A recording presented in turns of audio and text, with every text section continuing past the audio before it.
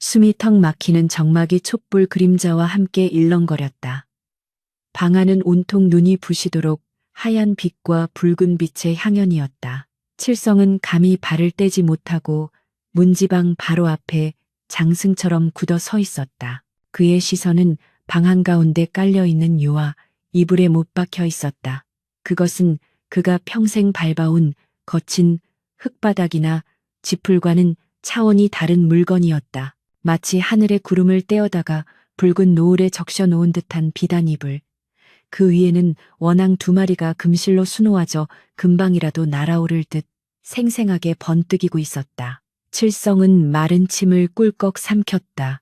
목구멍이 타들가는 것 같은 갈증이 느껴졌지만 감히 탁자 위에 놓인 백자 주전자에 손을 뻗을 엄두조차 나지 않았다. 이 방에 존재하는 모든 것이 그에게는 닿아서는 안 될 성역처럼 느껴졌기 때문이다. 그는 조심스럽게, 아주 조심스럽게 자신의 발을 내려다보았다. 아무리 냇가에서 돌멩이로 문지르고 집수세미로 박박 닦아냈다 한들 수십 년간 산속에서 숯을 구우며 살아온 흔적은 지워지지 않았다. 발 뒤꿈치는 가뭄든 논바닥처럼 쩍쩍 갈라져 그 사이사이에 검은 때가 끼어 있었고 발톱은 짐승의 그것처럼 두껍고 투박하게 뒤틀려 있었다. 버선이라도 신었으면 좀 나았으려만 신방에 든다고 하여 억지로 벗겨진 맨발은 처참할 정도로 흉물스러웠다. 칠성은 다시 시선을 들어 눈앞에 앉아있는 여인을 훔쳐보았다. 다소곳이 고개를 숙이고 앉아있는 신부 서윤 아기씨의 뒷모습은 마치 빚어놓은 옥인형 같았다. 저 고귀한 비단요 위에 숯검정이 덕지덕지 묻은 자신의 발을 올린다는 것은 상상만으로도 죄악이었다. 그것은 마치 맑은 샘물에 오물을 쏟아붓는 것과 다름없는 짓이라 여겨졌다. 서방님, 어찌하여 그리 서 계십니까? 나지막하면서도 맑은 목소리가 정막을 깨고 흘러나왔다. 서윤 아기씨의 목소리였다. 칠성은 화들짝 놀라 어깨를 움츠렸다. 그 목소리가 너무나 고와서 자신의 귀가 더러워지는 것만 같았다. 그는 엉거주춤 뒷걸음질을 쳤다. 아, 아니요. 내가 감히. 칠성의 입에서는 의미를 알 수 없는 웅얼거림만이 새어나왔다. 심장이 쿵쿵거려 갈비뼈를 부수고 나올 것만 같았다. 그는 도망치듯 방의 가장 구석진 곳 외풍이 들어오는 문설주 옆 맨바닥으로 몸을 피했다. 그곳은 온돌의 온기가 닿지 않아 차가웠지만 오히려 그 냉기가 칠성에게는 마음의 안정을 주었다. 그는 자신이 입고 있던 겉저고리를 벗어 바닥에 깔았다. 그리고 죄인처럼 몸을 잔뜩 웅크리고 앉아 무릎 사이에 얼굴을 파묻었다. 도대체 어쩌다 일이 이렇게 되었을까? 불과 보름 전까지만 해도 그는 강원도 깊은 산골 숯가마 앞에서 검은 땀을 흘리던 천한 숯쟁이였다. 세상이 어떻게 돌아가는지 임금이 누구인지조차 모르고 오직 참나무를 베어 가마에 넣고 불을 조절하는 일에만 평생을 바친 사내였다. 그의 세상은 온통 검은색이었다. 검은 손, 검은 얼굴, 검은 밥, 검은 옷. 그런데 지금 그는 오색 찬란한 비단과 금침이 넘실대는 양반가의 안방. 그것도 대감마님의 귀한 따님과 첫날 밤을 보내야 하는 신방에 들어와 있는 것이다. 이것은 꿈이라기에는 너무나 생생했고 현실이라기에는 지나치게 가혹한 장난 같았다. 칠성은 차가운 바닥에 이마를 대고 질끈 눈을 감았다. 머릿속에서 보름 전 그날의 기억이 불길처럼 타올랐다. 그날은 유난히 눈보라가 거세게 몰아치던 밤이었다. 칠성은 며칠 밤낮을 꼬박 세우며 숯가마에 불을 지키고 있었다. 숯을 굽는 일은 불과의 싸움이자 기다림의 연속이었다. 잠시라도 한눈을 팔면 귀한 숯이 재가 되어버리거나 설익은 나무 토막이 되어버리기 일쑤였다. 얼굴에 숯검정을 잔뜩 묻힌 채 가마 구멍으로 새어나오는 연기 색깔을 살피던 칠성의 귀에 바람소리와는 다른 짐승의 포효가 들려왔다. 그것은 산을 쩌렁쩌렁 울리는 호랑이의 울음소리였다. 산사람인 칠성은 본능적으로 도끼를 움켜쥐었다. 소리는 가마터에서 멀지 않은 계곡 쪽에서 들려오고 있었다. 살려달라는 사람의 비명도 섞여 있었다. 보통 사람이라면 제 목숨을 부지하기 위해 문을 걸어 잠갔겠지만 칠성은 우직하고 단순한 사내였다. 그는 망설임 없이 횃불 하나를 집어들고 눈보라 속으로 뛰어들었다. 계곡 아래에서는 절체절명의 상황이 벌어지고 있었다. 비단 옷을 입은 노인이 벼랑 끝에 몰려 덜덜 떨고 있었고 그 앞에는 집채만한 호랑이가 누런 안광을 번뜩이며 입맛을 다시고 있었다. 이미 노인을 호위하던 하인들은 도망쳤거나 짐승의 밥이 된 듯 보이지 않았다. 칠성은 횃불을 짐승의 눈앞에 들이대며 고함을 질렀다. 이놈, 썩 물러가지 못하겠느냐. 호랑이는 갑작스러운 불길과 틈입자에 당황하여 주춤거렸다. 칠성은 그 틈을 타 숯을 굽느라 단련된 무쇠 같은 팔뚝으로 도끼를 휘둘렀다. 짐승과의 사투는 길지 않았으나 치열했다. 불에 대고 도끼에 찍힌 호랑이가 꼬리를 내리고 도망친 뒤 칠성은 피투성이가 된 채 헐떡거리고 있었다. 그제야 정신을 차린 노인이 칠성의 옷자락을 잡으며 물었다. 자네는 누구인가? 내 생명의 은인이다. 그 노인이 바로 이 집의 주인인 최대감이었다. 한양에서 낙향하여 조용히 지내던 그는 겨울 산행을 나섰다가 변을 당할 뻔했던 것이다. 칠성은 그저 사람을 구했을 뿐이라며 사례를 마다하고 다시 숯가마로 돌아가려 했다. 하지만 최대감은 고집이 센 양반이었다. 그는 칠성의 남루한 행색 너머에 있는 맑은 눈동자와 목숨을 걸고 타인을 구해내는 용기에 깊은 감명을 받았다. 아니, 어쩌면 죽음의 문턱에서 살아 돌아온 후 일종의 광기에 사로잡혔는지도 모른다. 최대감은 칠성을 자신의 집으로 데려가 극진히 대접했고 며칠 뒤 청천벽력 같은 선언을 했다. 자신의 외동딸 서윤을 칠성에게 시집 보내겠다는 것이었다. 집안이 발칵 뒤집힌 것은 당연지사였다. 칠성 또한 펄쩍 뛰며 거절했다. 대감마님, 당치도 않습니다. 소인은 글자 한자 모르는 무식한 숫쟁이입니다. 어찌 감히 하늘 같은 아기씨를. 그러나 최대감은 요지부동이었다. 내 눈은 틀리지 않아. 겉만 번지르르하고 속은 시커먼 한양놈들보다 숫검정을 뒤집어 썼어도 속이 꽉 찬 자네가 내 사위로 제격이야. 이것은 내 목숨값이다. 거절한다면 내가 짐승에게 먹혀 죽었어야 했다는 뜻으로 알겠네. 협박 아닌 협박에 못 이겨 칠성은 결국 홀레복을 입게 되었다. 혼례식 내내 하객들이 쏘아대던 경멸 어린 시선들, 수군거리는 소리들이 칠성의 귓가에 윙윙거렸다. 걔가 양반 흉내를 낸다지? 최대감이 노망이 났어. 그 말들은 비수처럼 날아와 칠성의 가슴에 꽂혔다. 그는 자신이 입고 있는 삼호관대가 족쇄처럼 느껴졌다. 어울리지 않는 옷을 입은 광대가 된 기분이었다. 다시 현실로 돌아온 칠성은 깊은 한숨을 내쉬었다. 방 안의 공기는 여전히 무거웠다. 촛불 심지가 타닥거리며 타들어가는 소리가 천둥소리처럼 크게 들렸다. 칠성은 무릎을 끌어안은 팔에 더욱 힘을 주었다. 저 비단 이불 속으로 들어가는 순간 자신은 정말로 돌이킬 수 없는 죄를 짓는 것만 같았다. 아기 씨의 몸에 자신의 더러운 손이 닿는다면 맑은 백자가 흙탕물에 오염되는 것처럼 그녀가 더럽혀질 것만 같았다. 그는 스스로를 수지라고 생각했다. 태우면 재가 되고 만지면 검댕이 묻어나는 하찮은 존재. 반면 저기 앉아있는 신부는 옥이었다. 곁에 두는 것만으로도 광채가 나는 귀한 보석. 숲과 옥은 한 곳에 섞일 수 없는 법이다. 서방님. 다시 한번 서윤의 목소리가 들려왔다. 이번에는 조금 더 가까웠다. 칠성은 소스라치게 놀라 고개를 들었다. 어느새 서윤이 자리에서 일어나 칠성이 웅크리고 있는 구석 쪽으로 다가오고 있었다. 비단 치맛자락이 바닥에 스치며 사락사락 소리를 냈다. 칠성은 당황하여 벽으로 몸을 더 밀착시켰다. 아, 아기씨, 오지 마십시오. 얘가 어디라고 먼지가 날립니다. 제발 저쪽 저 따뜻한 곳에 가 계십시오. 그의 목소리는 애원하듯 떨렸다. 하지만 서유는 멈추지 않고 다가와 칠성의 앞에 섰다. 촛불의 그림자가 그녀의 얼굴을 반쯤 가리고 있었지만 그 눈빛만은 또렷하게 빛나고 있었다. 서유는 천천히 무릎을 굽혀 칠성과 눈높이를 맞추었다. 그녀의 코끝에서 은은한 난초 향기가 풍겨왔다. 칠성은 숨조차 쉴 수 없었다. 땀 냄새와 술 냄새가 밴 자신의 몸뚱이가 부끄러워 쥐구멍이라도 찾고 싶은 심정이었다. 오늘 밤은 부부의 연을 맺는 첫날 밤입니다. 서윤이 조용히 말했다. 그 말에 담긴 무게가 칠성의 가슴을 짓눌렀다.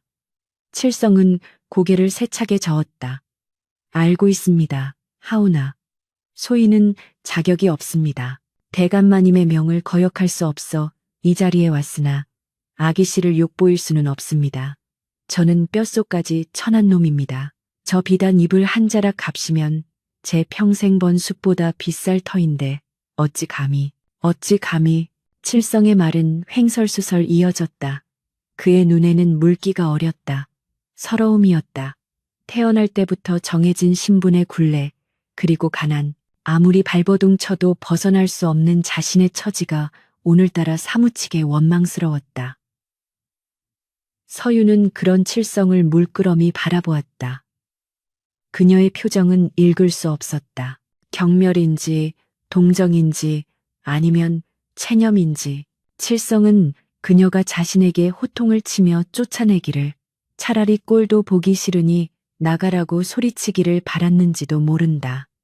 그러면 오히려 마음이 편할 것 같았다. 마당의 계집 옆이라도 좋으니 마음 편히 다리를 뻗고 잘 수 있는 곳으로 도망치고 싶었다. 하지만 서유는 칠성의 예상과는 전혀 다른 행동을 했다. 그녀는 칠성이 바닥에 깔아놓은 낡고 거친 저고리를 가만히 내려다보더니 자신의 하얀 손을 뻗어 칠성의 거친 손등 위에 살포시 얹었다. 칠성은 불에 댄 듯 손을 빼려 했으나 서윤의 손아귀 힘은 의외로 단호했다. 따뜻하고 부드러운 감촉이 굳은 살 박인 손등을 타고 전해져 왔다. 그것은 칠성이 태어나서 처음 느껴보는 온기였다. 아버님께서 말씀하셨습니다. 서윤이 입을 열었다. 호랑이 앞에서도 물러서지 않은 용맹한 분이라고. 그 용맹함은 비단옷에서 나오는 것이 아니라 사람의 됨됨이에서 나오는 것이라고요.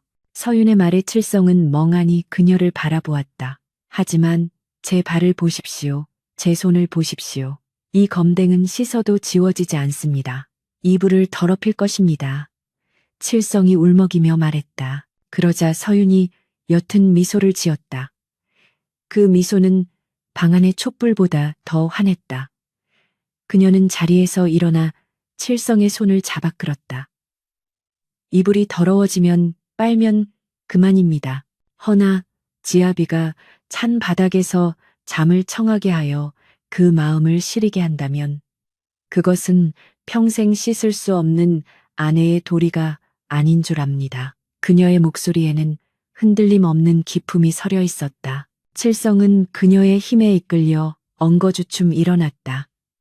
다리에 힘이 풀려 휘청거렸지만 맞잡은 손의 온기가 그를 지탱해 주었다. 서유는 그를 이끌고 방 한가운데 놓인 화려한 유 위로 데려갔다. 칠성은 여전히 발끝을 세우고 주저했다. 서유는 아무 말 없이 칠성의 어깨를 눌러 자리에 앉혔다. 푹신한 목화솜의 감촉이 엉덩이에 닿자 칠성은 비로소 자신이 구름 위에 앉아 있음을 실감했다. 그러나 그 안락함은 동시에 가시방석과도 같았다. 누우세요, 서방님. 서윤이 촛불을 끄기 위해 몸을 돌리며 말했다. 방 안이 어둠에 잠기자 칠성의 심장 소리는 더욱 크게 울려 퍼졌다. 어둠 속에서 서윤이 이불을 덮어주었다. 사그락거리는 비단 소리가 귓가를 간지럽혔다.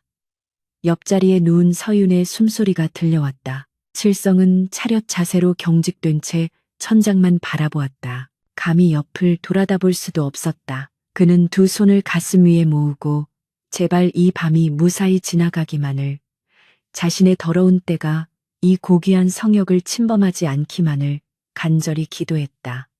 하지만 그는 몰랐다. 이 밤이 지나고 날이 밝으면 촛불 아래에서는 보이지 않았던 세상의 차가운 멸시와 조롱이 비수처럼 날아와 자신의 온몸을 난도질할 것임을, 그리고 그 시련은 호랑이와 싸울 때보다 더 고통스럽고 긴 싸움이 될 것임을. 창호지 문 밖으로 희미하게 새벽빛이 스며들고 있었지만 칠성에게는 칠흑 같은 밤의 시작일 뿐이었다. 날이 밝아오자 칠성의 눈앞에 펼쳐진 세상은 어젯밤 촛불 아래서 보았던 것보다 훨씬 더 가혹하고 냉정했다.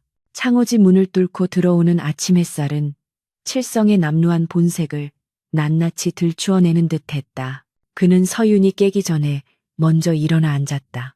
밤새 한숨도 자지 못해 눈은 쬐고 잔뜩 웅크리고 긴장한 탓에 온몸의 근육이 비명을 질러댔다. 비단 이불 속에서 곤히 잠든 서윤의 얼굴은 아침 햇살을 받아 눈부시게 빛나고 있었다. 칠성은 감히 그 성스러운 잠을 깨울 수 없어 고양이처럼 살금살금 문을 열고 캔마루로 나갔다. 차가운 아침 공기가 폐부 깊숙이 들어오자 그제야 조금 숨통이 트이는 것 같았다. 그러나 그 상쾌함도 잠시 마당을 쓸고 있던 하인들의 시선이 일제히 칠성에게 꽂혔다. 그들의 눈빛에는 호기심을 넘어선 노골적인 조롱과 경멸이 담겨 있었다. 어이쿠, 숙검정 서방님 나오셨는가. 마당쇠가 짐짓 놀란 척하며 비를 멈추고 허리를 굽혔다. 말끝은 비릿하게 올라가 있었고 굽힌 허리는 건성 그 자체였다. 옆에 있던 여종들이 그 모습을 보고 킥킥거리며 옷소매로 입을 가렸다. 칠성은 얼굴이 화끈거려 견딜 수가 없었다.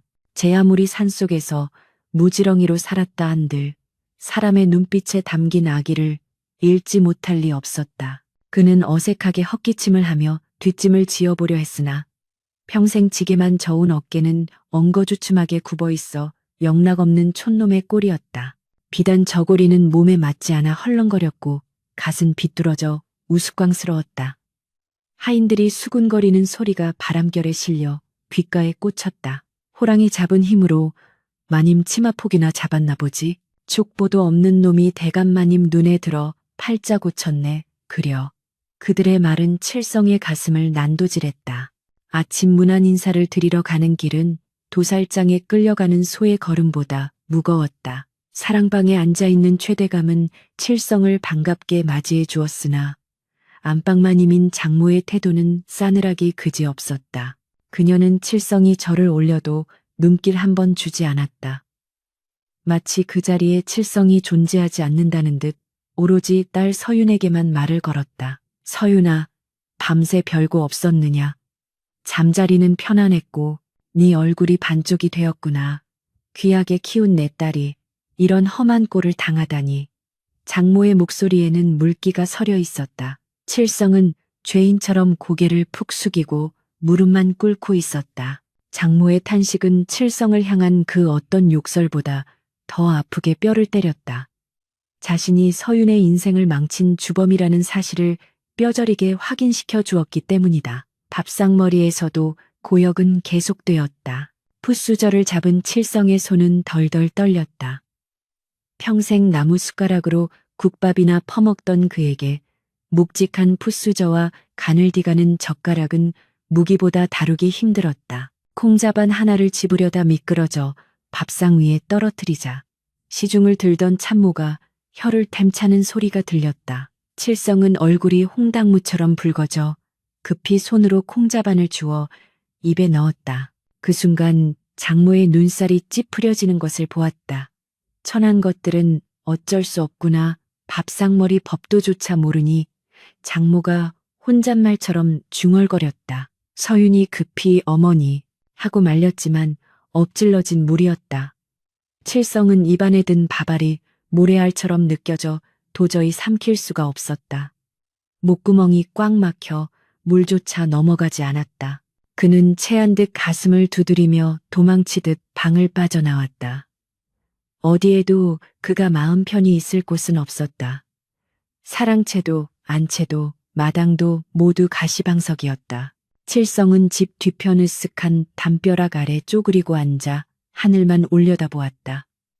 산속의 숯가마가 사무치게 그리웠다. 검댕을 뒤집어 써도 마음만은 편했던 그 시절이 꿈만 같았다. 그날부터 칠성의 투명 인간 생활이 시작되었다. 그는 낮이면 방 안에 틀어박혀 나오지 않았다. 글을 모르니 책을 읽을 수도 없었고 바둑이나 장기를 둘 줄도 몰랐다. 그저 멍하니 벽지를 바른 문살의 개수를 세거나 파리가 날아다니는 궤적을 쫓을 뿐이었다. 하인들은 칠성이 방 안에 있다는 것을 알면서도 문 밖에서 큰 소리로 떠들며 그를 조롱했다. 새 서방님은 도통 방에서 나오질 않네. 신선 노름이 따로 없어. 글쎄, 글자도 모른다는데 방에서 뭘 하겠어? 낮잠이나 자겠지. 칠성은 귀를 막고 싶었지만 그럴수록 소리는 더 선명하게 들려왔다. 그는 자신이 이 집의 식충이가 된 것 같아 견딜 수가 없었다. 밥값이라도 해야 한다는 강박관념이 그를 짓눌렀다. 양반의 체면 따위는 그에게 사치였다. 그는 몸을 움직여야만 자신이 살아있음을 느끼는 사내였다. 그날 밤 모두가 잠든 야심한 시각에 칠성은 조용히 방문을 열고 나왔다. 달빛이 교교하게 내리비치는 마당은 낮의 소란함이 거짓말처럼 사라지고 고요했다. 칠성은 헛간으로 향했다. 그곳에는 낮에 하인들이 게으름을 피우느라 미처 패지 못한 장작들이 산더미처럼 쌓여 있었다. 칠성은 비단 두루마기를 벗어 곱게 개어놓고 소매를 걷어붙였다. 그리고 익숙한 손놀림으로 도끼를 집어들었다. 도끼자루의 거친 나무 질감이 손바닥에 닿자 비로소 고향에 돌아온 듯한 안도감이 밀려왔다. 그는 심호흡을 한 번 하고 장작을 향해 도끼를 내리찍었다. 쩍 하는 경쾌한 파열음이 밤 공기를 갈랐다. 단 한 번의 도끼질에 굵은 통나무가 정확히 반으로 쪼개졌다. 칠성의 눈빛이 살아났다. 이것은 그가 세상에서 가장 잘하는 일, 누구에게도 뒤지지 않는 그만의 기술이었다. 칠성은 무아지경에 빠져 장작을 패기 시작했다. 쩍, 쩍, 쩍. 규칙적인 소리가 리듬을 타며 이어졌다. 땀방울이 이마에 맺혀 콧등을 타고 흘러내렸지만 그는 닦을 생각조차 하지 않았다. 낮 동안 쌓였던 울분과 수치심이 도끼질 한 번 한 번에 실려 날아가는 듯했다.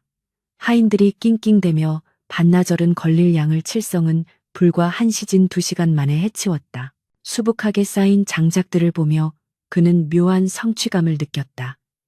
그리고 내친김에 마당 한 구석에 있는 낡은 쌀이비를 들었다. 구석구석 쌓인 낙엽과 먼지를 쓸어내기 시작했다. 하인들이 대충 쓸고 지나간 자리를 꼼꼼하게 닦아내며 그는 마음속의 티끌도 함께 쓸어냈다. 비록 아무도 알아주지 않는 일이었지만 이 집안의 밥을 먹는 도리라고 생각했다. 칠성의 등은 땀으로 흠뻑 젖어 번들거렸다. 그때였다. 안채 쪽 덴마루에서 누군가의 인기척이 느껴졌다. 칠성은 깜짝 놀라 비를 멈추고 숨을 죽였다. 어둠 속에서 하얀 소복을 입은 여인이 그를 지켜보고 있었다. 서윤이었다. 잠이 오지 않아 바람을 쐬러 나왔던 서윤은 마당에서 들려오는 규칙적인 소리에 이끌려 콩마루에 섰던 것이다. 그녀는 기둥 뒤에 숨어 남편의 모습을 지켜보았다. 비단 옷을 벗어던지고 속저고리 바람으로 장작을 패고 마당을 쓰는 사내. 낮에는 기가 죽어 어깨 한 번 펴지 못하던 그 못난이가 아니었다. 달빛 아래 드러난 칠성의 등 근육은 숯가마의 불길처럼 꿈틀거렸고 땀에 젖은 여벌굴은 진지하다 못해 숭고해 보이기까지 했다. 서유는 처음으로 남편에게서 남자의 냄새를 맡았다. 그것은 향낭의 인위적인 향기가 아니라 삶을 정직하게 살아온 자만이 풍길 수 있는 땀과 노동의 향기였다. 서유는 가슴 한구석이 찌릿해지는 것을 느꼈다.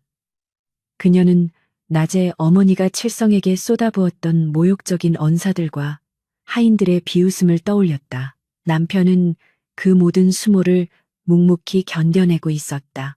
그리고 아무도 보지 않는 곳에서 자신이 할 수 있는 가장 낮은 일로 밥값을 하고 있었던 것이다. 서유는 문득 자신이 부끄러워졌다. 겉모습만 보고 남편을 동정하고 어쩌면 마음속 깊은 곳에서는 그를 무시하고 있었을지도 모른다는 자책감이 들었다. 저 투박한 손은 더러운 것이 아니라 정직한 것이었다. 저 땀방울은 천한 것이 아니라 진실한 것이었다. 서유는 칠성이 눈치채지 못하게 조용히 방으로 들어왔다. 그리고 물그릇에 맑은 물을 떠서 탁자 위에 올려놓았다. 남편이 들어오면 마실 수 있도록 새벽 닭이 울기 전 칠성은 일을 마치고 방으로 돌아왔다. 몸은 고단했지만 마음은 한결 가벼웠다. 그는 조심스럽게 문을 열고 들어와 벗어두었던 비단옷을 다시 입으려 했다. 그때 탁자 위에 놓인 물그릇이 눈에 들어왔다. 칠성은 고개를 갸웃거렸다. 분명 나갈 때는 없었던 것이었다. 그는 자고 있는 서윤을 쳐다보았다. 그녀는 여전히 곤히 잠든 척하고 있었지만 이불 밖으로 나온 속눈썹이 미세하게 떨리고 있었다. 칠성은 잠시 멍하니 있다가 떨리는 손으로 물그릇을 들어 올렸다. 시원한 물이 목을 타고 넘어가자 뜨거웠던 속이 씻겨 내려가는 듯했다. 그는 빈 그릇을 내려놓으며 서윤 쪽을 향해 소리 없이 입모양으로 말했다. 고맙습니다, 아기씨. 칠성은 그날 처음으로 다리를 조금 펴고 잠들 수 있었다. 다음 날 아침 집안은 발칵 뒤집혔다. 마당쇠가 눈을 비비며 나오다가 산더미처럼 쌓인 장작과 티끌 하나 없이 깨끗해진 마당을 보고 귀신에 홀린 듯 소리를 질렀기 때문이다.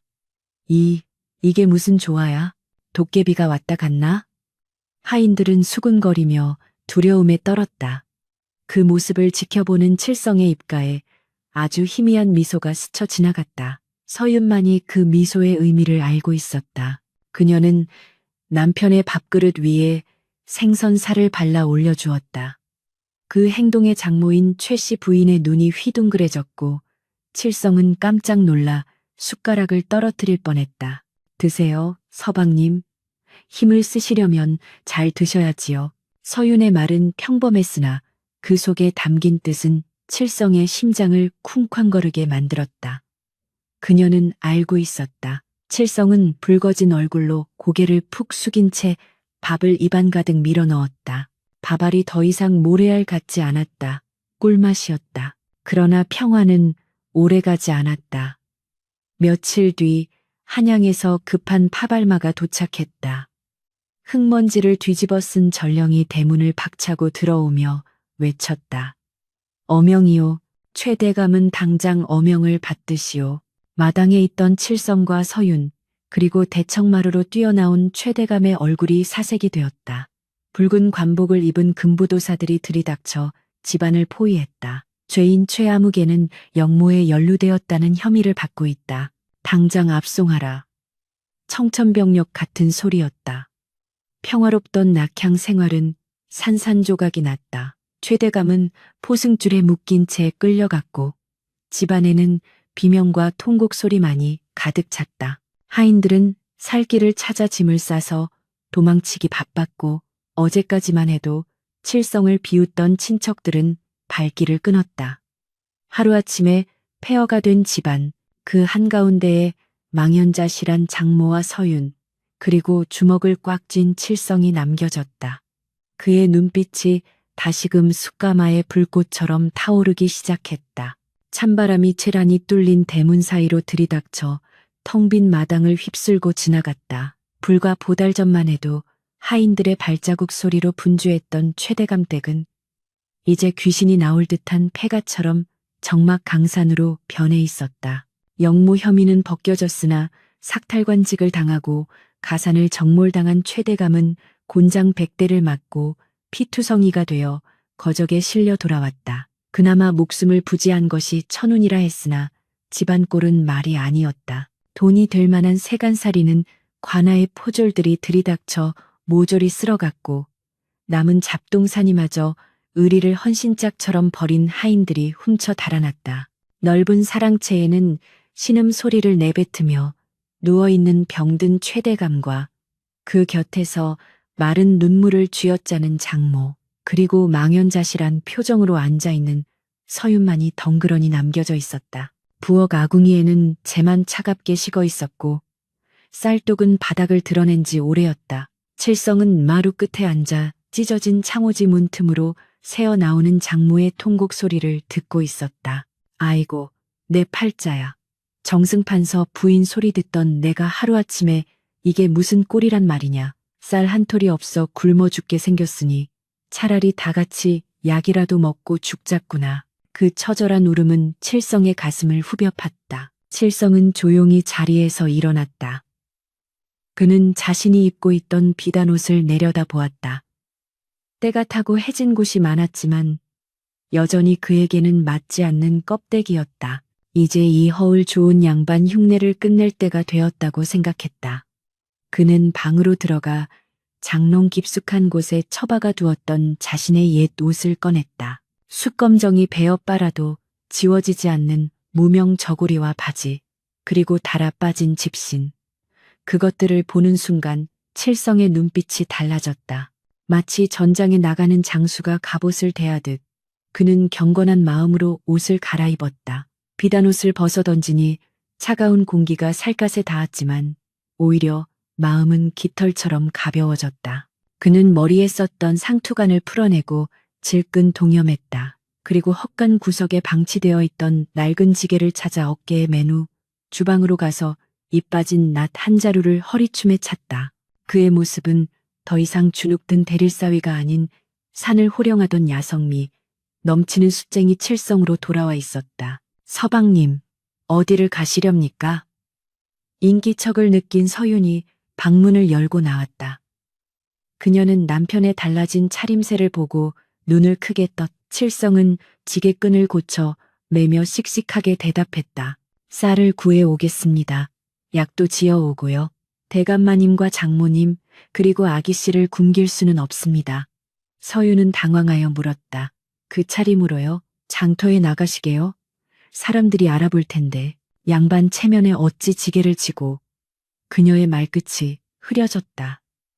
아직도 양반의 법도에 얽매여 있는 서윤에게 남편의 행동은 충격이었다. 하지만 칠성은 단호하게 고개를 저었다. 아기씨, 체면이 밥을 먹여주지는 않습니다. 저는 본래 천한 놈이라 체면 같은 건 없습니다. 제게 중요한 건 내 식구가 배를 탔지 않는 것입니다. 칠성은 뒤도 돌아보지 않고 대문을 성큼성큼 걸어 나갔다. 서윤은 멀어지는 남편의 등 뒤에 대고 아무 말도 할 수 없었다. 그 넓은 등판이 오늘따라 태산처럼 거대해 보였다. 장터는 여전히 시끌벅적했다. 사람들은 어제와 다름없이 물건을 사고 팔며 활기차게 움직였다. 그러나 그 풍경 속에 섞여든 칠성의 마음은 비장했다. 지게를 진 칠성이 나타나자 시장통 상인들의 눈길이 쏠렸다. 개중에는 최 대감댁의 몰락을 아는 이들도 있었다. 저기 봐, 저거 최 대감네 대릴사위 아니야? 숫쟁이 출신이라더니 결국 본색을 드러냈구만. 슬피, 양반집 사위 노릇도 며칠 못 가고 쫓겨났나 보네. 수군거리는 소리와 비웃음이 화살처럼 날아왔다. 예전 같았으면 얼굴이 붉어져 숨고 싶었을 것이다. 하지만 지금 칠성의 귀에는 아무것도 들리지 않았다. 오직 집에 있는 병든 장인과 굶고 있을 처자식 생각뿐이었다. 그는 쑥가게 앞으로 다가갔다. 주인은 칠성을 알아보고 짐짓 거만한 표정으로 물었다. 무슨 일인가? 숯이라도 사러 왔나? 외상이라면 사절이네만. 칠성은 고개를 숙이지 않고 당당하게 말했다. 일을 하러 왔소. 장작 패기든 집 나르기든 뭐든 시켜만 주시오. 품칙은 쌀이나 돈으로 주시면 됩니다. 주인은 칠성의 기세에 눌려 엉겁결에 뒷마당에 쌓인 통나무들을 가리켰다. 저거 다 패면 보리쌀 한 돼 주지. 터무니없이 적은 품짐이었지만 칠성은 두말 없이 도끼를 집어들었다. 우통을 벗어젖힌 칠성의 근육질 몸에서 뜨거운 김이 피어오르기 시작했다. 쩍쩍. 둔탁하면서도 경쾌한 도끼 소리가 장터를 울렸다. 칠성은 굶주림도 잊은 채 미친 듯이 도끼질을 했다. 하나를 팰 때마다 장인의 병환이 낫기를, 둘을 팰 때마다 아내의 얼굴에 혈색이 돌기를 기원했다. 지나가던 사람들이 걸음을 멈추고 구경할 정도로 그의 솜씨는 신기에 가까웠다. 순식간에 산더미 같은 통나무가 가지런한 장작개비로 변했다. 주인은 입을 다물지 못하고 약속했던 보리쌀에 엽전 몇 덩을 더 얹어주었다. 자네 힘이 장사구먼. 내일도 와서 일해줄 텐가? 주인의 태도가 공손하게 변해 있었다. 칠성은 땀을 닦으며 고개를 끄덕였다. 이것은 시작이었다. 그날부터 칠성은 장터의 만능 일꾼이 되었다. 새벽에는 짐꾼들이 기피하는 무거운 소금 가마니를 날랐고, 낮에는 푸척간에서 고기를 다듬거나 대장간에서 풀무지를 했다. 그의 손은 다시 거칠어졌고 어깨에는 피멍이 들었으며 발바닥은 물집이 잡혀 터지기를 반복했다. 하지만 그는 쉴 틈이 없었다. 해가 질 무렵이면 품짓으로 받은 쌀자루와 고기 한 근, 그리고 약첩을 소중하게 품에 안고 집으로 달렸다. 사람들의 조롱은 칭송으로 바뀌기 시작했다. 저런 효자가 없네. 다 망해가는 집구석을 혼자 힘으로 일으켜 세우고 있어. 양반 놈들보다 낫지. 겉만 번지르르한 놈들보다 100번 낫고 말고. 칠성의 성실함과 우직함은 시장 바닥 사람들의 마음을 움직였다. 그는 더 이상 숫쟁이 서방이라는 조롱 섞인 별명이 아니라 칠성 장군이라는 애칭으로 불리게 되었다. 집안 분위기도 조금씩 바뀌어 갔다. 칠성이 구해온 쌀로 지은 밥 냄새가 끊이지 않게 되자 장모의 표정도 눈에 띄게 부드러워졌다. 처음에는 천한 것의 돈으로 산 밥을 어찌 먹느냐며 타박하던 그녀도 칠성이 말없이 밥상을 차려 올리면 개눈 감추듯 그릇을 비웠다. 병석에 누운 최대감은 칠성의 손을 잡고 눈물을 흘렸다. 내 눈이 틀리지 않았어. 자네가 우리 집안의 기둥일세. 미안하네. 그리고 고맙네. 말을 잇지 못하는 장인을 보며 칠성은 그저 묵묵히 이불깃을 여며 드릴 뿐이었다. 칠성은 자신이 대접받기를 원하지 않았다. 그저 가족들이 배부르고 따뜻하게 잘 수 있다면 그것으로 좋겠다. 밤이 되면 온몸이 두들겨 맞은 듯 아파왔지만 곤히 잠든 아내의 얼굴을 보면 씻은 듯이 피로가 가시는 것 같았다. 어느 날 늦은 밤, 칠성은 마당 한 구석에 쭈그리고 앉아 집신을 삼고 있었다. 낮에 너무 많이 걸어 신발이 다 해져버린 탓이었다. 달빛 아래서 거친 손으로 지푸라기를 꼬고 있는 그의 곁으로 서윤이 다가왔다. 그녀의 손에는 작은 단지가 들려 있었다. 서방님, 이리 좀 앉아보세요. 서윤이 칠성의 옆에 앉으며 말했다. 칠성은 하던 일을 멈추고 그녀를 쳐다보았다. 서윤은 칠성의 손을 잡아 자신의 무릎 위에 올렸다. 굳은 살이 박히고 여기저기 상처가 난 손이었다. 서윤은 단지 뚜껑을 열고 그 안에서 고소한 냄새가 나는 기름을 찍어 칠성의 손등에 발라주었다. 이게 뭡니까? 칠성이 묻자 서윤은 부드러운 목소리로 답했다. 동백기름입니다. 친정어머니가 아껴두셨던 건데 서방님 손이 너무 거칠어져서요. 서윤의 손길은 따뜻하고 섬세했다. 기름이 스며들면서 갈라진 피부의 통증이 가라앉는 듯했다. 칠성은 쑥스러워 손을 빼려 했지만 서윤은 놔주지 않았다. 그리고 그녀의 눈에서 눈물 한 방울이 톡 떨어져 칠성의 손등을 적셨다. 서방님, 저는 서방님이 부끄럽지 않습니다. 예전에는 비단 옷 입은 선비가 최고인 줄 알았으나 이제는 압니다. 땀 흘려 일하는 서방님의 이 손이 붓을 든 선비의 손보다 훨씬 귀하고 아름답다는 것을요. 서윤의 고백에 칠성의 가슴이 벅차올랐다. 그는 말없이 서윤의 어깨를 감싸 안았다. 비단 이불 속에서 닿을 수 없었던 거리감이 거친 집신과 기름 냄새 속에서 완전히 사라졌다. 두 사람은 달빛 아래서 서로의 체온을 나누며 비로소 진정한 부부가 되었음을 느꼈다. 거칠애와 허위의식이 벗겨진 자리에는 단단한 신뢰와 사랑만이 남아 있었다. 그러나 시련은 아직 끝나지 않았다. 칠성이 장터에서 벌어오는 돈으로 근근히 입에 풀칠은 하고 있었으나 빚쟁이들의 독촉은 날이 갈수록 심해졌다. 최대감이 관직에 있을 때 여기저기서 빌려 썼던 돈과 가산이 정몰되면서 발생한 빚들이 눈덩이처럼 불어나 있었다. 그러던 어느 날 집 대문이 부서져라 쾅쾅 울렸다. 이보시오, 최대감. 돈을 못 갚겠으면 집이라도 내놓으시오. 험상궂게 생긴 사내들이 몽둥이를 들고 마당으로 들이닥쳤다. 그들 뒤에는 음흉한 미소를 짓고 있는 한 남자가 서 있었다. 그는 바로 최대감을 모함하여 몰락시킨 정적 박주부의 하수인이었다. 박주부는 최대감의 집터가 명당이라는 소문을 듣고 빚을 핑계로 집마저 빼앗으려 계략을 꾸민 것이었다. 당장 집문서를 내놓지 않으면 세간을 다 부숴버리겠다. 사내들이 행패를 부리기 시작하자 장모는 비명을 지르며 기절했고 서유는 아버지를 보호하려다 밀쳐져 바닥에 쓰러졌다. 그 순간 장터에서 돌아오던 칠성이 대문에 들어섰다. 난장판이 된 마당과 쓰러진 아내를 본 칠성의 눈에서 시퍼런 불꽃이 튀었다.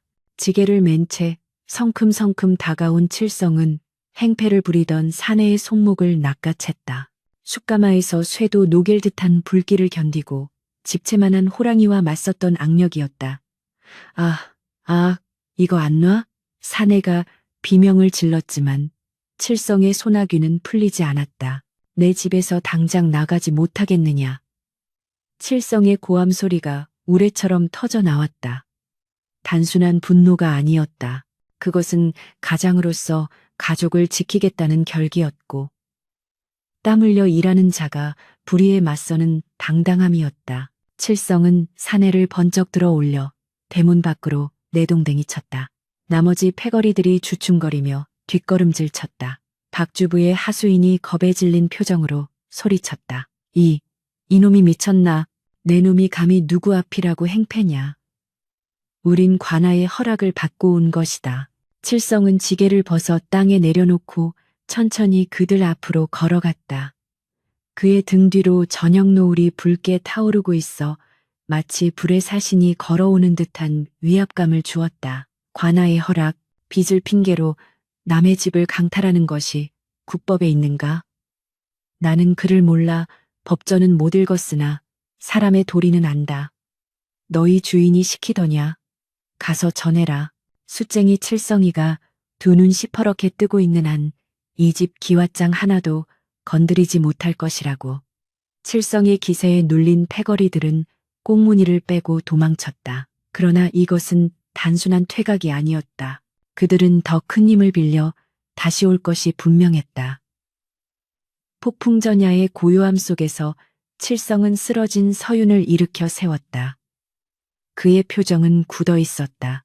이제 단순히 몸으로 때우는 노동만으로는 가족을 지킬 수 없음을 깨달았다. 그는 산속에서 숯을 구우며 알게 되었던 비밀. 아무에게도 말하지 않았던 산삼 군락지의 위치를 떠올렸다. 그것은 최후의 보루이자 이 위기를 타개할 유일한 열쇠였다. 폭풍우가 휩쓸고 지나간 듯한 마당에는 무거운 침묵만이 감돌았다. 칠성이 박주부의 하수인들을 쫓아내긴 했으나 그것은 잠시 시간을 번 것에 불과했다. 해가 지고 어둠이 깔리자 집안의 공포는 더욱 짙어졌다. 사랑방의 최대감은 억울함과 분함에 피를 토하며 쓰러졌고 장모는 실성한 사람처럼 허공을 응시하며 중얼거렸다. 서유는 부들부들 떨리는 손으로 남편의 옷자락을 잡고 있었다. 그녀의 눈빛은 불안으로 가득 차 있었지만 동시에 칠성을 향한 깊은 신뢰를 담고 있었다. 칠성은 서윤의 손을 따뜻하게 감싸쥐었다. 그의 손바닥은 거칠었으나 그 안에 담긴 온기는 용광로처럼 뜨거웠다. 부인, 너무 걱정 마시오. 내게 생각이 있습니다. 날이 밝기 전에 다녀올 곳이 있으니 문을 걸어 잠그고 누구에게도 열어주지 마시오. 칠성의 목소리는 낮았지만 단단한 바위처럼 흔들림이 없었다. 서유는 묻고 싶은 말이 많았으나 남편의 결연한 눈빛을 보고는 그저 고개를 끄덕였다. 그녀는 칠성이 챙겨든 낡은 내미와 이끼 낀 망태기를 보며 그가 어디로 향하는지 짐작할 수 있었다. 그것은 삶과 죽음이 교차하는 곳. 칠성의 고향이자 전장인 깊은 산속이었다. 칠성은 칠흑 같은 어둠을 뚫고 산을 오르기 시작했다. 달빛조차 구름에 가려 한치 앞을 분간할 수 없는 밤이었다. 그러나 칠성의 발걸음은 거침이 없었다. 그는 눈이 아닌 몸의 감각으로 길을 찾았다. 발바닥에 닿는 흙의 질감, 코끝을 스치는 바람의 냄새, 귀를 울리는 풀벌레 소리의 간격만으로도 그는 자신이 어디쯤 와 있는지 알 수 있었다. 수십 년간 숯을 구우며 산신령의 품 안에서 살아온 그에게 사는 두려움의 대상이 아니라 어머니의 품과 같은 곳이었다. 하지만 오늘 그가 향하는 곳은 평범한 약초꾼들은 감히 발을 들일 엄두조차 내지 못하는 험산의 가장 깊은 골짜기, 일명 호랑이 턱 밑이라 불리는 금단의 구역이었다. 그곳은 몇 년 전 칠성이 최대감을 호랑이의 아가리에서 구해냈던 바로 그 장소 인근이었다. 칠성은 가쁜 숨을 몰아쉬며 험준한 바위 절벽을 기어올랐다. 손톱이 깨지고 무릎이 까져 피가 흘렀지만 그는 고통을 느낄 겨를이 없었다. 머릿속에는 오직 하나, 공포에 떨고 있는 가족들의 얼굴만이 맴돌았다. 새벽녘, 짙은 안개가 자욱하게 깔린 골짜기에 도착한 칠성은 털썩 무릎을 꿇었다. 차가운 새벽 공기 속에 은은하면서도 신비로운 향기가 감돌았다. 그것은 일반적인 풀냄새와는 차원이 다른, 맞는 순간 정신이 맑아지고 온몸에 기운이 도는 영험한 향기였다. 칠성은 떨리는 손으로 앞을 가로막은 덤불을 헤쳤다. 그러자 그곳에 마치 하늘에서 내려온 별처럼 붉은 열매를 머금은 산삼줄기가 영롱한 자태를 뽐내고 있었다. 하나, 둘, 셋, 줄기의 개수는 무려 5개, 5구였다. 그것도 그냥 산삼이 아니었다. 척박한 바위 틈에서 수백 년의 세월을 견디며 하늘의 기운을 받아 자라난 신만이들조차 평생 한번 볼까 말까 하다는 전설 속의 영약, 천종산삼이었다. 숯을 굽던 시절 우연히 발견했으나 아직 때가 아니다라는 생각에 칠성이 아무에게도 말하지 않고 묻어두었던 보물이었다. 칠성은 산신령이 계실 법한 방향을 향해 3번 절을 올렸다. 산신령님, 소인의 욕심을 채우려 함이 아닙니다. 억울하게 죽어가는 목숨을 살리고 탐욕스러운 자를 벌하기 위함이니 부디 용서하소서. 기도를 마친 칠성은 조심스럽게 아기를 다루듯 경건한 손길로 삶을 캐내기 시작했다. 같은 시각 최대감의 집 앞은 아수라장이 되어 있었다. 박주부가 직접 관아의 형방과 포졸들을 대동하고 나타난 것이다. 박주부는 기름진 얼굴에 거만한 미소를 띠고 뒷짐을 진 채 대문 앞에 섰다. 여봐라, 죄인 최가는 빚을 갚을 능력이 없으니 약조한 대로 이 집과 가산을 몰수하겠노라. 썩 문을 열고 나오지 못할까. 그의 호통의 대문이 부서질 듯 덜컹거렸다. 집안에서는 장모와 서윤이 서로를 부둥켜 안고 공포에 떨고 있었다. 결국 낡은 빗장이 부러지고 대문이 활짝 열렸다. 포졸들이 들이닥쳐 병석에 누운 최대감을 짐짝처럼 마당으로 끌어냈다. 이놈들, 내 놈들이 정령 천벌이 두렵지 않느냐. 최대감이 피를 토하며 소리쳤지만 박주부는 비열하게 웃으며 그의 얼굴에 침을 뱉었다. 천벌? 돈 없는 게 천벌이지. 자, 이 늙은이와 계집들을 당장 거리로 내쫓아라. 그리고 집문서를 가져오너라. 박주부의 명령에 하수인들이 서윤의 팔을 거칠게 잡아 끌었다. 서윤이 비명을 지르며 저항했으나 역부족이었다. 모든 희망이 사라진 절망적인 순간이었다. 멈추시오. 그때 천둥소리 같은 고함이 마당을 울렸다. 모두의 시선이 대문 쪽으로 쏠렸다. 그곳에는 온몸이 흙투성이가 되고 옷이 찢겨나간 칠성이 서 있었다. 그의 머리칼은 헝클어지고 얼굴은 상처투성이었지만 두 눈만은 횃불처럼 이글거리고 있었다. 박주부는 칠성의 몰골을 보고 코웃음을 쳤다. 도망간 줄 알았던 숫쟁이 놈이 제 발로 기어왔구나. 빈손으로 와서 무엇을 하겠다는 게냐. 내 놈도 저 늙은이 곁에 묻어주랴. 박주부의 조롱에 포졸들이 낄낄거렸다. 그러나 칠성은 아랑곳하지 않고 성큼성큼 마당 한가운데로 걸어 들어왔다. 그의 주변으로 묘한 기류가 흘렀다.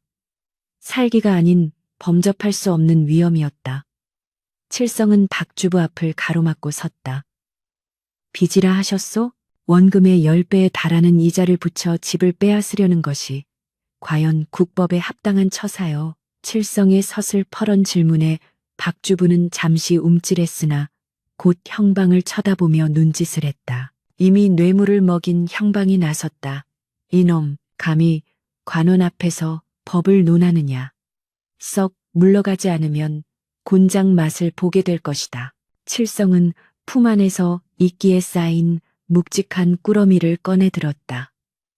돈을 원한다면 주겠소. 허나 이 물건의 가치를 제대로 셈하지 않고 억지를 부린다면 내 이 자리에서 혀를 깨물고 죽어 귀신이 되어 너희를 저주할 것이다. 칠성이 비장한 목소리로 외치며 꾸러미를 풀었다. 순간 짙은 흙내음과 함께 신비로운 향기가 마당 전체로 퍼져나갔다. 사람들의 눈이 휘둥그레졌다. 이끼 사이로 드러난 것은 황금빛이 감도는 거대한 산삼이었다. 뿌리는 마치 사람의 형상을 하고 있었고 뇌두는 길게 뻗어 세월의 흔적을 고스란히 보여주었다.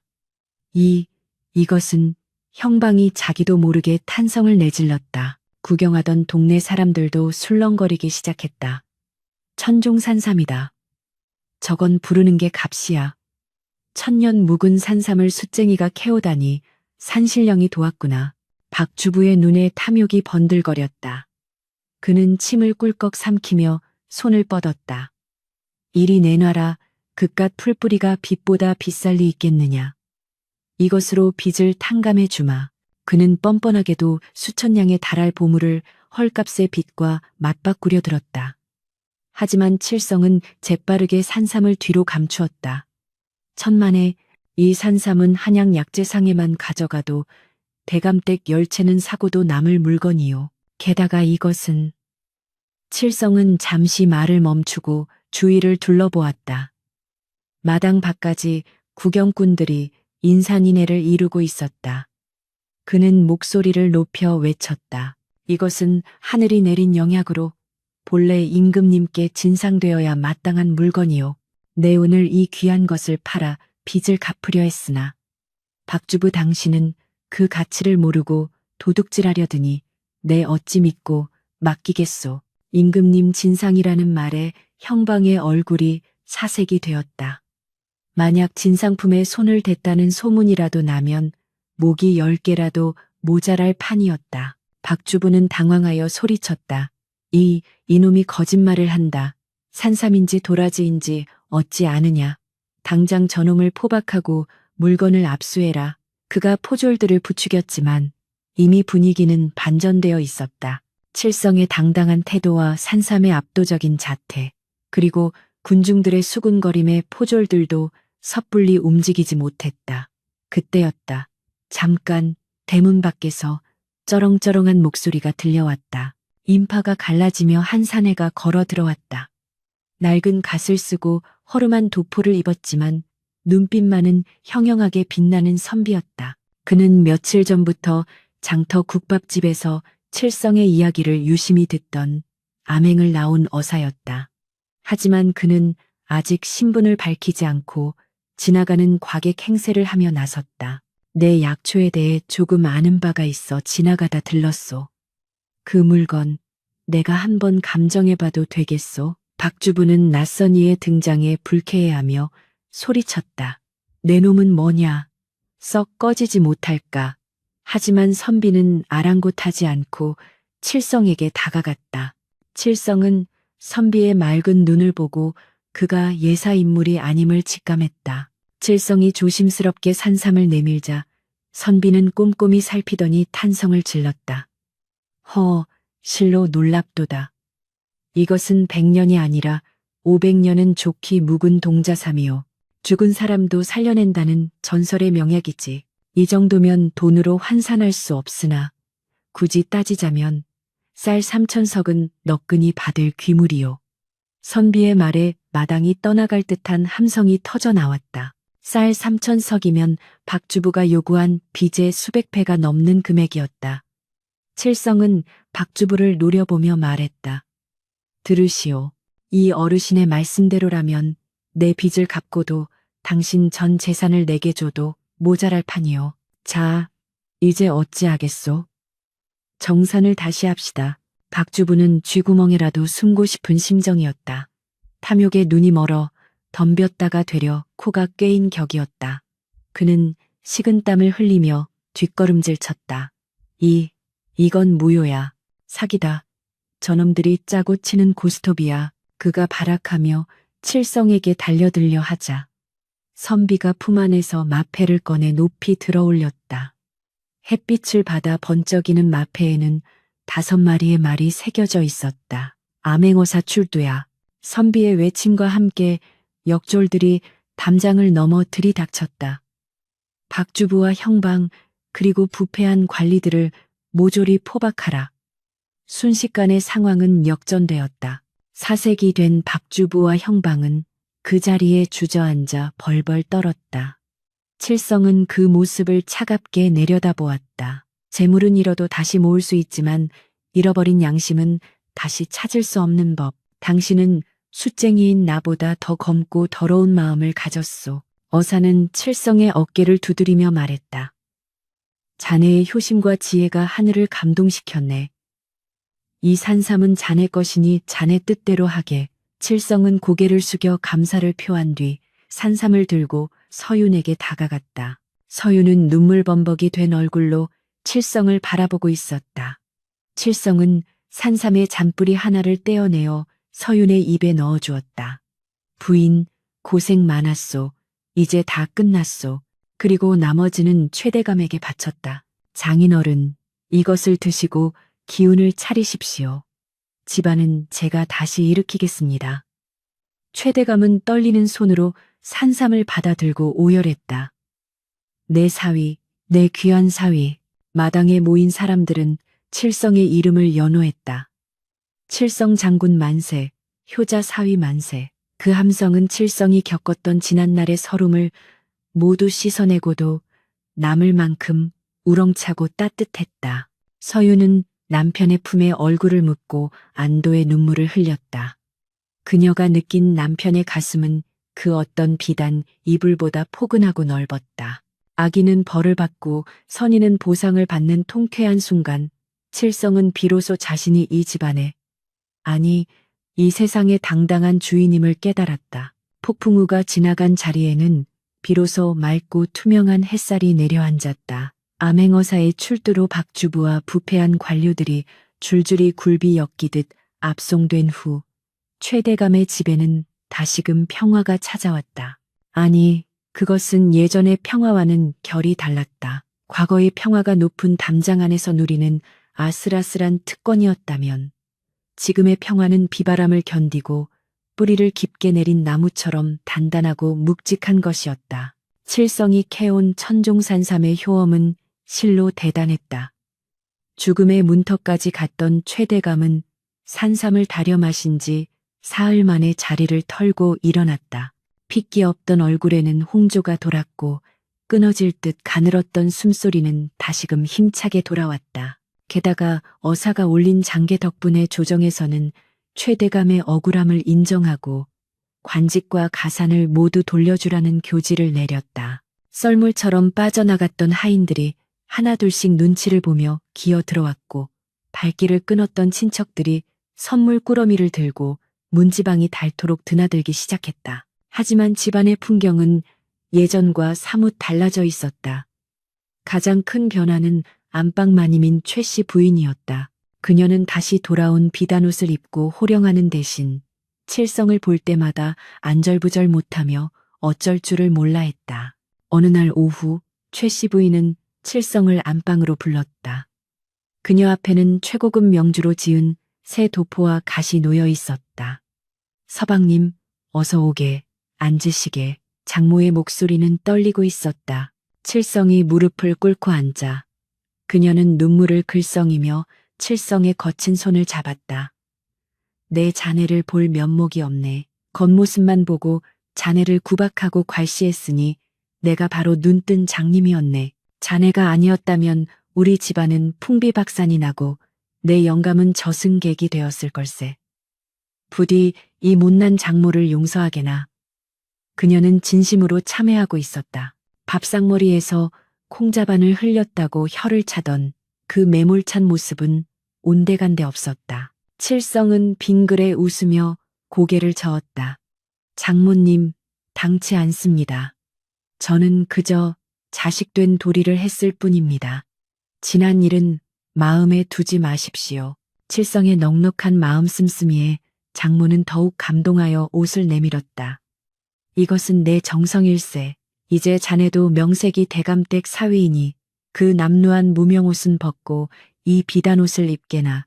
하인들이 다시 들어왔으니 이제 험한 일은 그들에게 맡기고 자네는 사랑방에서 글이나 읽으며 편히 지내야지. 그것은 칠성에 대한 최고의 예우였다.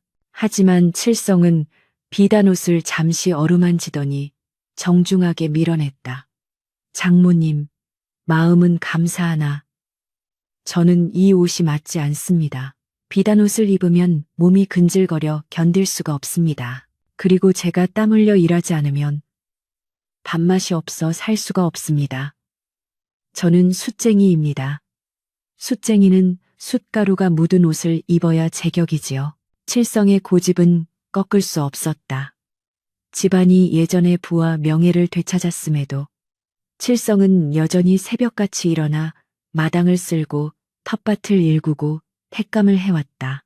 다만 달라진 것이 있다면 이제 그 누구도 칠성을 숫쟁이 서방이라 비웃지 않는다는 점이었다. 하인들은 칠성이 지나갈 때마다 허리를 90도로 굽혀 서방님 나오셨습니까?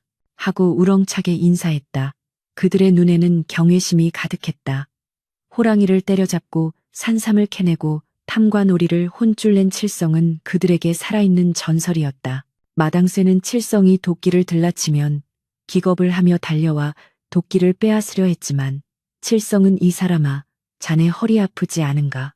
내가 하는 게 편해 하며 기어이 장작을 팼다. 그런 칠성의 모습을 사랑채 누마루에서 지켜보던 최대감은 허허롭게 웃으며 중얼거렸다. 참으로 난 놈일세. 벼슬아치들의 관복보다 자네의 땀 젖은 등판이 훨씬 더 빛나는구나. 어느 맑은 날 서윤은 칠성을 데리고 뒷산에 올랐다. 두 사람이 처음 만났던 숯가마터가 내려다 보이는 언덕이었다. 서윤의 얼굴은 활짝 핀 복사꽃처럼 화사했다. 그녀는 칠성의 팔짱을 끼고 나란히 걸었다. 예전 같으면 양반집 규수가 남정네와 팔짱을 낀다는 것은 상상도 못할 일이었지만 이제 서윤에게 그런 허례허식은 중요하지 않았다. 서방님, 기억나십니까? 혼례 첫날 밤 저를 피해 도망 다니시던 그 모습 말입니다. 서윤이 장난스럽게 물었다. 칠성은 얼굴이 붉어져 머리를 극적였다. 아이고, 부인, 그 부끄러운 이야기를 왜 또 꺼내십니까? 그때는 정말 제가 아기 씨를 더럽히는 줄 알았습니다. 두 사람은 마주보고 웃음을 터뜨렸다. 웃음소리가 산골짜기에 메아리 쳤다. 서윤은 칠성의 얼굴을 지그시 바라보며 말했다. 서방님은 제게 수층 검지만 불이 붙으면 그 어떤 것보다 뜨겁고 맑게 타오른다는 것을 가르쳐 주셨습니다. 저는 평생 그 온기를 품고 살 것입니다. 그날 밤 다시금 신방에 촛불이 켜졌다. 혼례를 치른 지 수개월이 지났지만 두 사람에게는 진정한 의미의 첫날 밤이나 다름없었다. 방 안에는 여전히 그 화려한 비단 이불이 깔려 있었다. 칠성은 문지방 앞에서 잠시 멈칫했다. 과거의 트라우마가 완전히 사라진 것은 아니었다. 하지만 이번에는 서윤이 먼저 다가와 칠성의 손을 이끌었다. 이리 오세요. 서윤은 칠성을 이불 위에 앉혔다. 그리고 대야에 따뜻한 물을 떠와 칠성의 발을 씻겨주기 시작했다. 칠성은 깜짝 놀라 발을 빼려 했다. 부인, 이게 무슨 짓입니까? 제가 씻으면 됩니다. 그러나 서윤은 단호했다. 가만히 계세요. 이 발이 우리 가족을 살렸습니다. 험한 산을 오르내리며 피 흘리고 물집 잡힌 이 발이야말로 세상에서 가장 귀한 발입니다. 서유는 정성스럽게 칠성의 투박한 발을 씻기고 마른 수건으로 닦아주었다.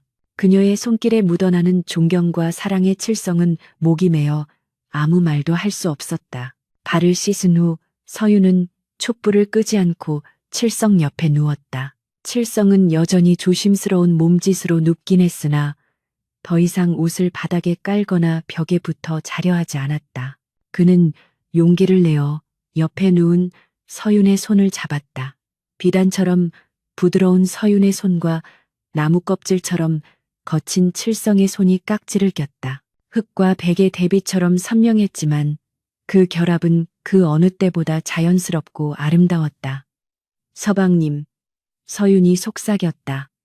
내 부인, 칠성이 대답했다. 저 비단 이불은 거칠애일 뿐입니다. 진짜 비단은 서방님의 마음속에 있습니다. 그러니 다시는 스스로를 낮추지 마세요. 서방님은 제게 하늘이자 우주입니다. 칠성은 서윤의 말을 가슴 깊이 새겼다. 그는 몸을 돌려 서윤을 품에 안았다. 비단 이불의 매끄러운 감촉보다 서로의 심장이 맞닿아 전해지는 온기가 훨씬 더 달콤하고 포근했다. 그날 밤 칠성은 비단 이불을 더럽힐까 걱정하지 않았다. 오히려 자신의 땀과 노력으로 지켜낸 이 행복을 마음껏 누렸다. 세월이 흘러 칠성과 서윤 사이에는 토끼 같은 자식들이 태어났다. 아이들은 아버지를 닮아 건강하고 씩씩했으며 어머니를 닮아 지혜롭고 바르게 자랐다. 칠성은 여전히 숯을 굽는 일을 게을리하지 않았지만 틈틈이 글을 배워 아이들에게 천자문을 가르칠 정도가 되었다. 최대감은 칠성에게 가문의 모든 대소사를 맡기고 뒷방으로 물러나 손주들의 재롱을 보는 낙으로 살았다. 마을 사람들은 칠성을 숫대감이라 부르며 존경했다. 가난한 이웃이 있으면 몰래 쌀자루를 가져다 놓고 억울한 일을 당한 사람이 있으면 관아에 가서 대신 변론을 해주기도 했다. 칠성의 명성은 인근 고을까지 자자하게 퍼져나갔다. 사람들은 입을 모아 말했다. 진정한 양반은 족보에 있는 것이 아니라 행실에 있는 것이다. 칠성 대감이야말로 이 시대의 진정한 선비다. 어느 늦가을 저녁, 칠성과 서유는 한마루에 나란히 앉아 붉게 물드는 노을을 바라보고 있었다. 마당에는 아이들이 뛰어노는 소리가 웃음꽃처럼 피어올랐고 부엌에서는 구수한 저녁밥 짓는 냄새가 풍겨왔다. 칠성은 찻잔을 들고 먼 산을 응시했다. 그곳에는 여전히 자신이 숯을 굽던 가마터가 있고 산삼을 캐던 골짜기가 있었다. 무슨 생각을 그리 하십니까? 서윤이 물었다. 칠성은 미소를 지으며 대답했다. 그저 감사할 뿐이요. 호랑이를 만난 것도, 숫쟁이로 살았던 것도, 그리고 당신을 만난 것도 그 모든 것이 나를 여기로 이끌었으니 말이오. 서윤은 칠성의 어깨에 머리를 기대며 말했다. 저도 그렇습니다. 비단옷 입은 허수아비보다 숯검정 묻은 당신이 천배만 배 더 좋습니다. 칠성은 자신의 손을 내려다 보았다. 여전히 거칠고 투박한 순물이 배어 거무튀튀한 손이었다. 하지만 이제 그는 이 손이 부끄럽지 않았다. 이 손으로 사람을 구했고 가족을 지켰으며 행복을 일구어냈다.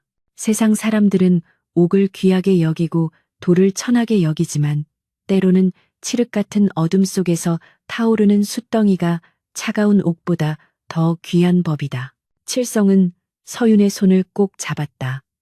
두 사람의 그림자가 노을빛을 받아 길게 늘어지며 하나로 합쳐졌다. 마당 한가운데 심어놓은 늙은 감나무에서 잘 익은 홍시 하나가 툭 하고 떨어졌다. 달콤하고 꽉 찬 결실이었다. 숲보다 검고 옥보다 맑았던 산의 칠성의 이야기는 그렇게 행복한 전설이 되어 오래오래 전해져 내려왔다. 세월은 유수와 같아 칠성이 최대감 댁의 사위로 들어와 가문을 다시 일으켜 세운 지 어느덧 15년이라는 시간이 흘렀다. 그 사이 강산도 변했고 사람들의 얼굴에는 세월의 주름이 내려앉았지만 칠성의 집안은 날로 번창하여 인근 고을에서 제일 가는 명문가로 우뚝 섰다. 사람들은 이제 칠성을 숫쟁이라 부르지 않고 의인 혹은 최진사댁 어른이라 부르며 우러러 보았다. 최대감과 최씨 부인은 손주들의 재롱을 보며 평온하게 눈을 감았고 칠성과 서유는 집안의 어른으로서 든든한 버팀목이 되어 있었다. 슬하에는 늠름한 아들 동희와 꽃처럼 고운 딸 연희가 자라고 있었다. 특히 장남 동희는 어릴 적부터 글 읽기를 좋아하고 총명하여 서당 훈장님조차 장차 나라의 동량이 될 제목이라 칭찬을 아끼지 않았다. 어느 늦가을 과거 시험 초시를 앞둔 사랑방의 풍경은 팽팽한 긴장감이 감돌았다. 동희는 밤늦도록 책을 읽으며 학문에 매진하고 있었다. 그의 곁에는 고을의 내로라 하는 양반 자제들이 모여 시문을 짓고 토론을 벌이곤 했다. 그들은 하나같이 비단 옷을 입고 옥 관자를 달고 손에는 값비싼 부채를 든 귀공자들이었다. 칠성은 아들의 벗들이 찾아올 때면 행여나 방해가 될까 하여 발소리를 죽이고 갓 쪄낸 떡이나 식혜를 조용히 대마루에 놓아두고 사라지곤 했다. 칠성은 아들이 자랑스러웠다. 자신은 까막눈으로 평생을 살았지만 자식만큼은 글을 배워 세상을 넓게 보기를 바랐기에 아들의 글 읽는 소리는 칠성에게 세상 그 어떤 음악보다 아름다웠다. 그러나 문제는 예기치 않은 곳에서 싹트고 있었다. 그날은 유난히 날씨가 쌀쌀하여 칠성이 아들의 방에 군부를 더 지피기 위해 아궁이 앞을 서성이고 있을 때였다. 사랑방 문이 열려 있어 안에서 나누는 대화 소리가 흘러나왔다. 이복의 동이 자네 아버님에 대한 소문이 자자하던데 정말로 예전에 산속에서 숯을 굽던 천민 출신이신가? 한 친구가 집게게 물었다. 순간 방 안에는 정적이 흘렀다. 칠성은 아궁이에 넣으려던 장작을 든 채 멈칫했다. 동희의 목소리는 평소와 달리 뻣뻣하게 굳어 있었다. 그게 무슨 소인가? 헛소문일세. 아버님은 잠시 낙향하여 은거하셨던 선비셨네. 와전된 게야. 그렇지. 역시 소문이란 믿을 게 못돼. 자네처럼 기품 있는 귀공자의 부친이 숫쟁이일 리가 없지. 그렇고 말고. 좌중에 웃음소리가 터져 나왔다. 동희도 따라 웃었지만 그 웃음소리는 왠지 공허하고 메말라 있었다. 문 밖에서 그 소리를 듣고 있던 칠성의 가슴에 쿵하고 돌이 떨어졌다. 장작을 든 손이 미세하게 떨렸다. 화가 난 것이 아니었다. 슬픔이 밀려왔다. 아들이 자신의 과거를, 자신의 뿌리를 부끄러워하고 있다는 사실이 뼈저리게 느껴졌다. 칠성은 조용히 장작을 내려놓았다. 검게 그을린 자신의 손을 내려다보았다. 이 손으로 호랑이를 잡고 산삼을 캐고 집안을 일으켰건만 아들에게는 그저 감추고 싶은 얼룩에 불과했던 것인가. 칠성은 씁쓸한 표정으로 돌아섰다. 서윤이 부엌에서 나오다가 남편의 어두운 표정을 보고 다가왔다. 서방님, 무슨 일이십니까? 안색이 좋지 않습니다. 칠성은 애써 웃으며 고개를 저었다. 아니요, 부인. 날이 차서 그런가 보오. 내 잠시 바람 좀 쐬고 오리다. 며칠 뒤 동희가 과거 시험을 보러 한양으로 떠나기 전날이었다. 칠성은 동희를 불렀다. 동희는 말끔한 도포 차림으로 아버지 앞에 섰다. 칠성은 보찜 하나를 메고 있었다. 동희야, 채비를 하거라. 나와 함께 갈 곳이 있다. 아버님, 내일이 한양으로 떠나는 날입니다. 글 공부 정리도 해야 하고 몸도 추스려야 하는데 어딜 가신다는 겁니까? 동희는 불만 섞인 투로 대꾸했다. 긴 말하지 않겠다. 따라오거라. 평소 인자하기만 하던 아버지의 목소리에 전에 없던 엄격함이 서려 있었다. 동희는 아버지의 기세에 눌려 마지못해 따라 나섰다. 칠성이 향한 곳은 편안한 가마나 말이 갈 수 있는 평지가 아니었다. 험준한 산길, 바로 칠성이 젊은 시절 목숨을 걸고 오르내리던 그 길이었다. 비단신을 신은 동희는 얼마 못 가서 숨을 헐떡이며 땀을 비오듯 흘렸다. 아, 아버님, 도대체 어디까지 가시는 겁니까? 발이 아파. 더는 못 가겠습니다. 동희가 주저앉으며 투덜거렸다. 칠성은 뒤도 돌아보지 않고 묵묵히 산을 올랐다.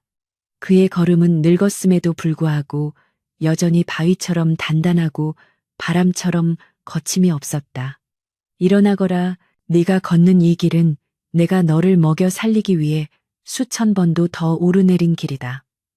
네가 신고 있는 비단신 하나를 사기 위해 나는 이 돌길에 피를 뿌리며 걸었다. 동희는 아버지의 말에 움찔했다. 항상 풍족하게만 자라온 그에게 아버지의 과거는 전설 속 이야기처럼 멀게만 느껴졌었다.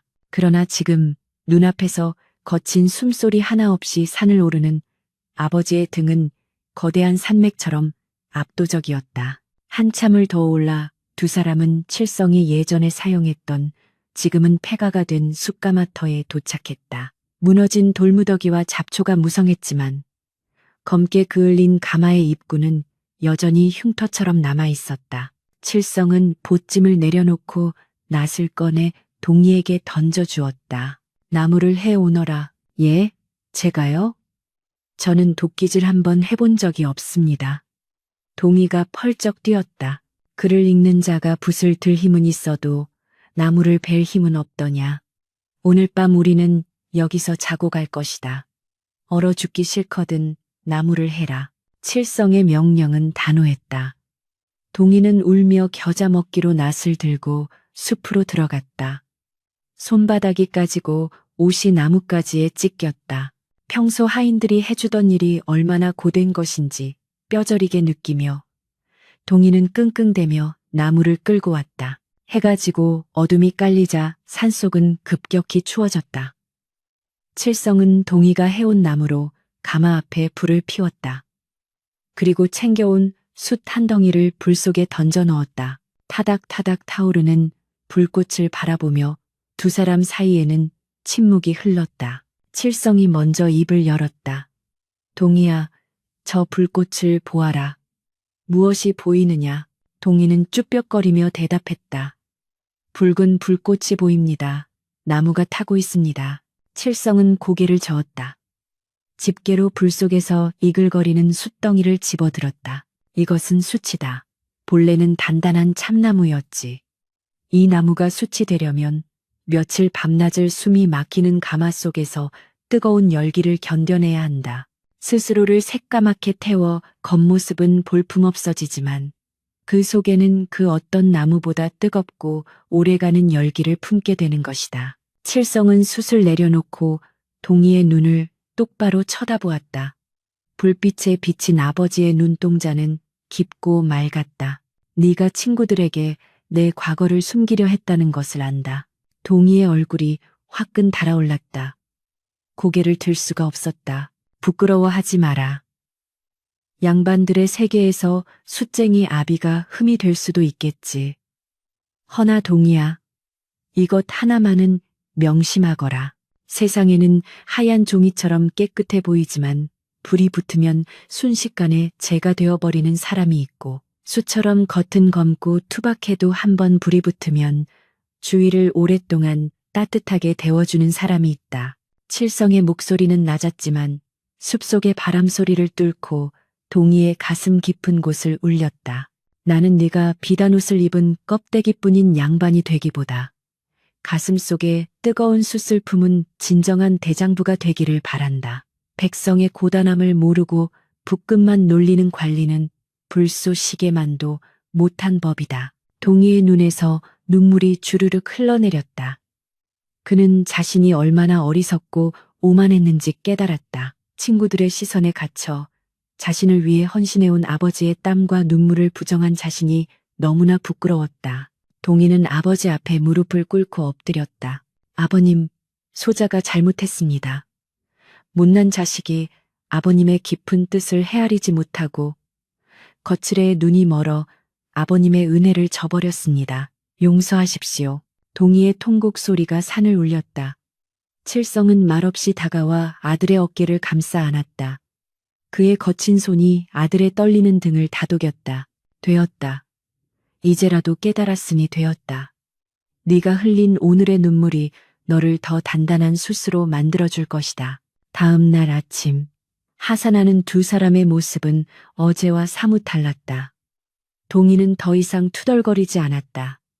오히려 아버지의 보찜을 자신이 매겠다고 고집을 피웠다. 칠성은 못 이기는 척 짐을 넘겨주었지만 입가에는 흐뭇한 미소가 걸려 있었다. 산을 내려오면서 동희는 아버지의 손을 잡았다. 굳은 살이 박히고 검은 순물이 밴 세상에서 가장 거칠지만 가장 따뜻한 손이었다. 아버님, 한양에 가서 과거에 급제하면 제일 먼저 임금님께 아버님의 이야기를 올리겠습니다. 숫쟁이가 어떻게 가문을 일으켰는지, 그 검은 손이 얼마나 위대한지 천하에 알리겠습니다. 칠성은 껄껄 웃었다. 허허, 녀석. 쓸데없는 소리. 그저 백성들 굶기지 않는 좋은 관리나 되거라. 동희는 그 길로 한양으로 올라가 과거에 응시했다. 그리고 장원급제라는 쾌거를 이루었다. 임금 앞에서 시제로 백성을 위한 마음이 나오자 동희는 주저없이 붓을 들어 숫에 관한 시를 써 내려갔다. 화려한 미사여구 대신 스스로를 태워 세상을 데우는 숫의 희생과 온기를 담담하게 그려낸 명문이었다. 임금은 그 글에 감탄하여 동희에게 큰 상을 내렸다. 금이 환영하는 날 동희는 관복을 입고 고향 집으로 돌아왔다. 마을 어귀까지 마중 나온 칠성과 서윤을 보자 동희는 말에서 내려 큰 절을 올렸다. 흙바닥에 이마를 대고 절을 하는 아들의 모습에 칠성의 눈시울이 붉어졌다. 동희는 일어나 아버지의 손을 잡고 사람들 앞에서 당당하게 외쳤다. 나를 낳아주신 분은 부모님이시나 나를 사람으로 만들어준 것은 아버님의 수치였습니다. 나는 숫쟁이의 아들임이 자랑스럽습니다. 사람들의 환호성이 터져나왔다. 칠성은 아들의 손을 꽉 잡았다. 검은 뿌리에서 자라난 푸른 잎이 마침내 거목이 되어 세상을 덮어줄 그늘을 만들고 있었다. 그 후로도 오랫동안 최진사댁 사랑방에는 묵향과 함께 은은한 숯냄새가 감돌았다. 동희는 고위 관직에 오른 후에도 겨울이면 직접 도끼를 들고 장작을 패부며 거만한 관리들을 만날 때마다 항상 품속에 지니고 다니던 작은 숯 조각을 꺼내 보이며 초심을 다잡았다고 한다. 칠성과 서윤은 노년에 이르러 툇마루에 앉아 그 모습을 지켜보며 더할 나위 없는 행복을 누렸다. 영감, 저기 마당에 핀 난초를 보십시오. 뿌리는 흙 속에 묻혀 검지만 꽃은 저리도 곱게 피었습니다. 서윤이 말했다. 칠성은 고개를 끄덕이며 서윤의 손을 잡았다. 그렇구려. 검은 것은 더러운 것이 아니라 모든 생명을 피워내는 밑거름인 게지요. 우리네 삶도 그러하지 않았소. 두 노부부의 평화로운 미소 위로 따스한 노을이 내려앉았다. 숲보다 진하고 비단보다 고운 그들의 아름다운 이야기는 그렇게 영원히 저물지 않는 불꽃처럼 후세에 전해졌다.